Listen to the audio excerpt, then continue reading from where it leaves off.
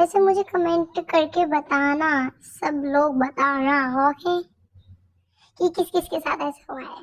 Actually हमारे घर में शादी थी और वो हो गई है शादी, और मैंने बहुत सारी many many many of reels save करके रखी थी कि मैं दादा घर में शादी है तो रील बनाऊंगी हर एक फंक्शन पे।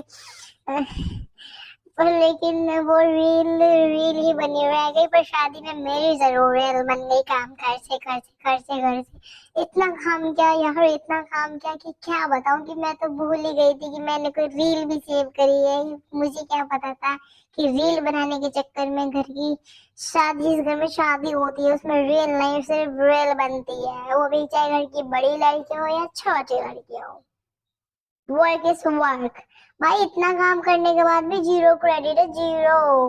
बोलते क्या किया तुम लोगों ने, बस नाचते रहे पूरी शादी में। इनको क्या पता, इन्होंने हमें नचाया पूरी शादी में काम करवा करवा करवा करवा करवा करवा के।